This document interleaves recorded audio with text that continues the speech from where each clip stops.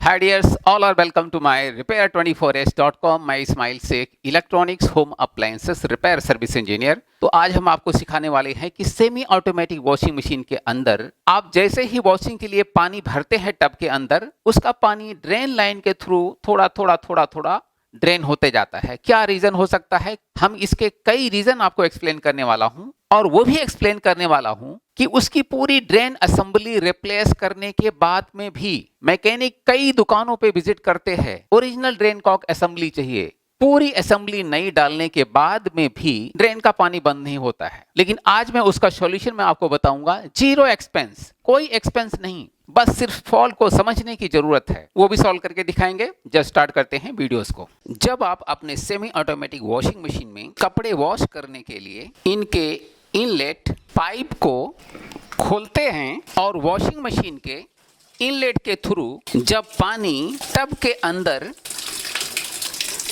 जैसे ही गिरना शुरू होते हैं, वैसे ही वॉशिंग मशीन के आउटलेट से यहां से थोड़ा पानी, यहां से पानी लीक करना स्टार्ट हो जाता है। तो इनके इस फॉल्ट को समझने के लिए और पानी ड्रेन होते जा रहे प्रॉब्लम को सॉल्व करने के लिए वॉशिंग मशीन को घुमाएं और इनके ड्रेन कवर को खोलें और वॉशिंग मशीन के इस ड्रेन कॉक असेंबली को चेक करने के लिए इस ड्रेन कॉक असेंबली को चेक करें, इसलिए कि यही ड्रेन वॉल, जब इनके ये वॉल स्पैंडल ऊपर को उठते हैं तो ही इस वॉश टब के अंदर भरा हुआ पानी इनके ड्रेन वॉल के थ्रू ड्रेन होकर के बाहर निकलते हैं। तो अगर इनके ड्रेन वॉल स्पैंडल के आसपास से अगर पानी लीक करते हैं तो इसका मतलब है कि इनके अंदर जो ड्रेन रबर बुच है, जिसको हम कहते हैं ड्रेन रबर, उनका फटा होना, और यहां से अगर लीक नहीं कर रहे हैं तो इसका रीजन है कि इनके अंदर कुछ ऑब्जेक्ट का फंसा होना या कि इनके ड्रेन रबर में कुछ और प्रॉब्लम आ जाती है। हम उसको भी एक्सप्लेन करने वाले हैं। ये थ्रेड टाइप के हैं, कुछ लॉक टाइप के रहते हैं, ये थ्रेड टाइप का है। हम इनको एंटी क्लॉकवाइज में इस तरह से इनको घुमाएंगे और इस ड्रेन रबर कॉक को कुछ इस तरह से खोलें।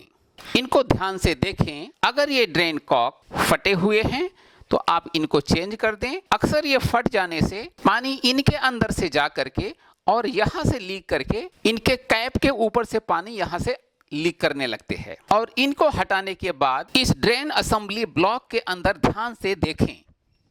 इस ड्रेन के अंदर आपको इस ड्रेन कॉक के अंदर कॉइन दिखेगा।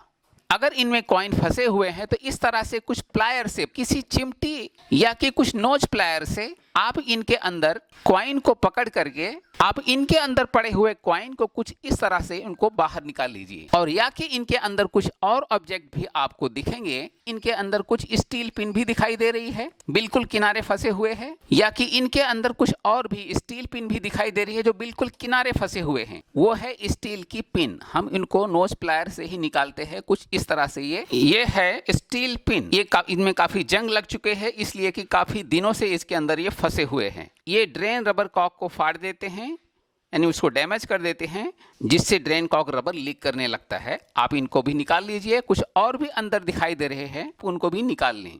इनके किनारे किनारे से प्रॉपर इन्हें क्लीन कर लेना चाहिए, या कि स्क्रू ड्राइवर या कि किसी मेटल के ऑब्जेक्ट से आप इनके किनारे किनारे सबको क्लीन कर लें सब तरफ से। और फिर हम इनके, एक फॉल्ट ऐसा भी होता है कि अगर ये फटे नहीं हैं तो भी इनको चेंज करके इसलिए देखा जाए कि ये रबर है, ये रबर केमिकल से बने होते हैं। कुछ सालों में इनमें श्रिंकनेस आ जाती है, इनका साइज छोटा हो जाता है, जिससे ये वॉल के अंदर पानी को ब्लॉक नहीं कर पाते हैं और वो पानी नीचे से थोड़ा लीक करते रहते हैं। तो अगर ये पुराने हो गए हैं तो भी इनको चेंज करके देखें।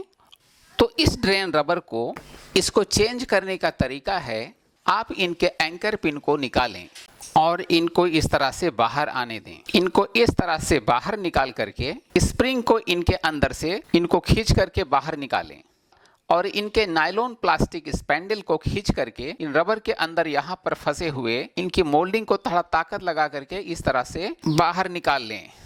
जब आप इस असेंबली सेट को खरीद कर लाते हैं नया, तो इनको इसमें फिटिंग का तरीका है कि इस रबर असेंबली को, इस प्लास्टिक स्पैंडल को इनके अंदर घुसा दें और इस तरह से इनको पहनाएं। और अब इनके वॉल थ्रेड कैप के अंदर अब हम इनको ड्रेन वॉल के अंदर इनके थ्रेड को टाइट कर देंगे और फिर इनके एंकर पिन को फंसा दें। इनके ड्रेन आउटलेट से थोड़े थोड़े पानी गिरते रहना बिल्कुल बंद हो जाएगा।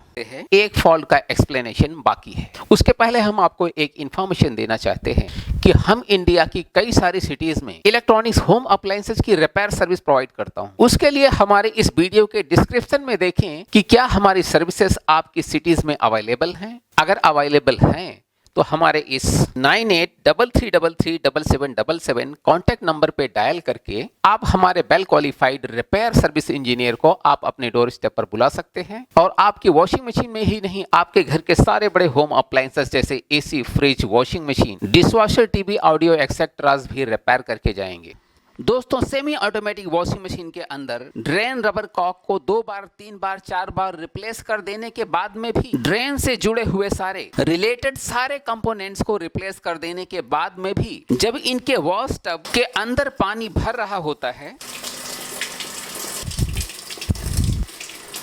और इनके वाटर लेवल बनने नहीं आते हैं और इस वॉश टब में इकट्ठा होने वाले पानी इसके ड्रेन लाइन के थ्रू बहते ही रहते हैं।